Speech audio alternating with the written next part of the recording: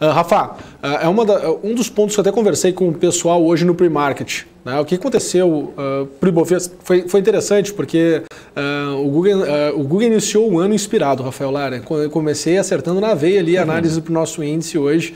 Eu achei que a gente ia ficar num momento muito mais inspiracional na parte da manhã, hoje no pre-market, mas acabou que o Felipe, né, sempre muito assertivo, falou: Guga, e qual é a sua opinião para o dia de hoje? Aí tracei a análise para o índice futuro, tinha ali uma primeira projeção que vou compartilhar com vocês aqui agora, o que tinha falado hoje no pre-market, e aí depois, né, de nós olharmos aqui a movimentação do índice futuro, eu vou olhar com vocês, né, as nossas expectativas aqui para o Ibovespa, né? O que eu imagino que tenha que acontecer de resposta nesse nível de preço. É um nível bem importante, o mercado precisa responder positivamente, precisa ir para aquela região dos 113 mil pontos, senão de fato, Rafael Lara, nós só vamos ver o nosso mercado, quem sabe, reagindo ali na região dos 96.500 pontos. Mas enfim, o que eu conversei hoje com os nossos telespectadores e amigos, né, sem briga, hoje na parte da manhã aqui no pre-market, né? Eu mostrei que nós tínhamos uma condição, deixa eu só configurar aqui a ferramenta, que ela estava desatualizada, mas nós tínhamos aqui uma condição de ver o mercado ir buscar mostrar níveis para que a gente possa entender, né? Nós tínhamos aqui uma condição para o mercado ir buscar esses patamares de preço que eu tinha aqui marcado, que era ali na região dos 107.350 pontos. Tá? Foi a região onde nós vimos o nosso mercado avançar, chegar lá, né, e depois deteriorar valor. Então, meu objetivo para alta hoje no dia era que pudéssemos chegar até os 107.350 pontos, e o meu objetivo que eu conversei hoje com vocês aqui no pre-market, na BMC, na parte da manhã, né, era do mercado poder ir trabalhar aqui na região, deixa eu mostrar para vocês, que era dos 104.450 pontos. Né? Então acabou que essa foi a nossa marcação para o dia de hoje e foi bem onde o mercado ele trabalhou. Né? Foi bem os níveis de preço que nós vimos aqui o nosso índice futuro trabalhando. Tá? Show de bola, então. Legal. Mas agora voltando para o Ibovespa, né? Depois de mostrar o que nós conversamos hoje no pre-market e a importância de se acompanhar o pre-market, o que eu estou vendo aqui no Ibovespa, Rafael? Qual é o meu receio? O que podemos enfrentar aqui no curto prazo? Tá? Primeiro, a gente tem que entender qual é o nível de preço que nós estamos trabalhando aqui agora no Ibovespa, tá? Para poder também entender o que nós podemos esperar do nosso Ibovespa no curto prazo. Tá?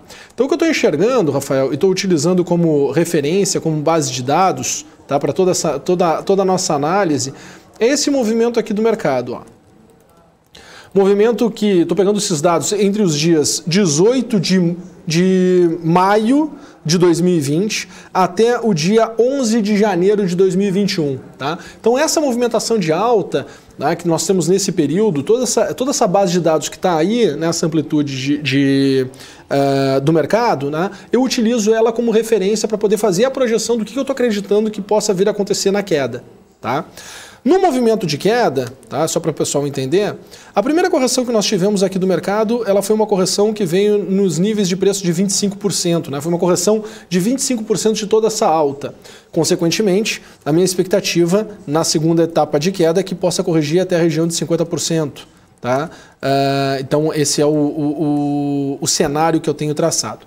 Esse nível de 50%, tá, seria um retorno do mercado até, quem sabe, para esse patamar de 92 mil pontos. Tá? Então, quando eu olho para esse cenário que nós temos agora, tá, o pior cenário que eu consigo enxergar para esse nosso primeiro trimestre deste ano de 2022 seria o mercado voltando, né, para esse patamar de preço dos 92 mil pontos. Tá? Então esse seria o meu cenário mais negativo, mais né, temeroso de curto prazo, certo?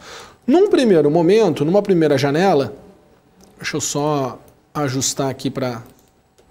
Estou meio que me atrapalhando aqui com as configurações novas do Profit. Teve uma atualização do software. Mas o primeiro cenário negativo que eu tenho, né, se o mercado ele não conseguir se manter acima dos 104 mil pontos, tá? É para vir buscar aqui essa região dos 94.700 pontos. Tá? Então, só para deixar aqui marcado, 94.700 pontos. Ó. E a minha base de referência para fazer essa projeção é essa aqui. Ó. Os níveis de preço entre o dia 30 de novembro e 13 de dezembro de 2021.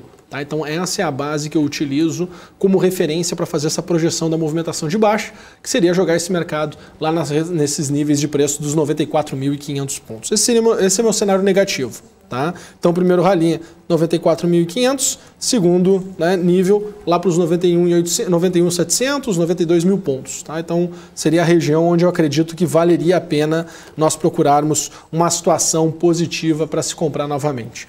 Temos que entender, Rafael, que este ano de 2022 vai ser um ano onde nós vamos encontrar, em algum momento no tempo, nós vamos nos deparar ao que?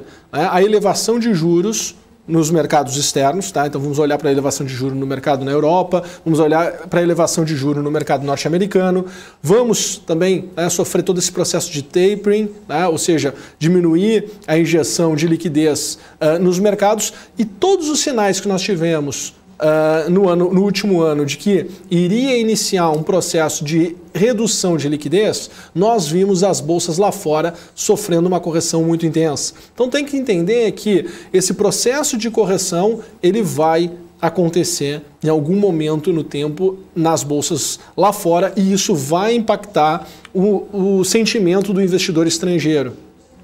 Quando nós olhamos para o balanço, né, dos investidores estrangeiros na nossa bolsa aqui brasileira, nós vimos que ele, no ano passado ele foi positivo.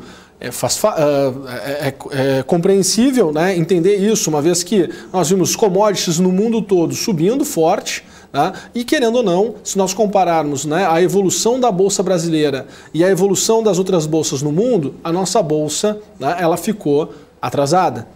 Tá? Então existe aí uma janela, né, de oportunidade, se nós assim pensarmos, na bolsa brasileira. O problema é que quando começar a corrigir lá fora, ninguém quer saber, né? Vai corrigir Brasil, vai corrigir, né, qualquer tipo de mercado. Então consigo enxergar que tem espaço para vir, para retornar para esses níveis de preço aí. Bom, isso olhando o cenário negativo. Agora, olhando o cenário positivo, o que nós temos aqui de positivo, né, no nosso mercado? O que nós podemos encarar e podemos imaginar, né? Poxa, se o tom ficar mais ameno, se o tom ficar mais né, interessante, né? Aonde nós podemos esperar que a Bolsa Brasileira possa chegar? Tá? Então, o que eu consigo enxergar, Rafael? Eu consigo enxergar que nós temos aqui espaço, no melhor dos melhores dos cenários, para voltar lá para a região dos 125 mil pontos, tá? 125.600, 125.500 pontos, certo? E o grande divisor de águas, ao meu ver, tá, está ali naquela região que é entre os 111.500 e os 111.500 e os 113.250, tá? Então, para mim, essa aqui é a região, né, que vai ser a região divisora de águas para, né, o mercado acelerar ou não. Tá? Então é isso que eu estou esperando. Acho que nós temos aqui, né, como eu falava no último trimestre do ano passado, oportunidades de alta muito pontuais, né? Então é muito especulativo mesmo a posição. Não dá para imaginar, eu não consigo enxergar um movimento de curto prazo para ir buscar novas máximas históricas e buscar um patamar de preço e se manter num patamar de preço mais elevado. O que eu consigo enxergar aqui é um movimento mesmo de curto prazo que tem capacidade de ir para essa região aí, quem sabe, de 113 mil pontos, e no melhor dos cenários, 125.500 pontos, mas eu confesso, né, que eu ainda não consigo enxergar um estímulo, né, um fluxo que possa levar o mercado para esse patamar. Continuo enxergando alta de juros no curto prazo, continuo enxergando o multimercado saindo das suas posições de bolsa, né, que tomaram posições de forma não positiva, né? Eles não têm o costume, não tinham o costume, né, de investir no mercado de bolsa de valores, de renda variável, né? E o mercado sempre foi um mercado de juros, e o cenário, né, ele está muito propício para aquele investidor que investe, né, em juros, que é o caso dos fundos multimercados. Não consigo enxergar um fluxo negativo e não consigo enxergar um fluxo positivo, por isso que eu também acabo ficando, né, com esse viés, né, de que as oportunidades de curto prazo elas são muito pontuais.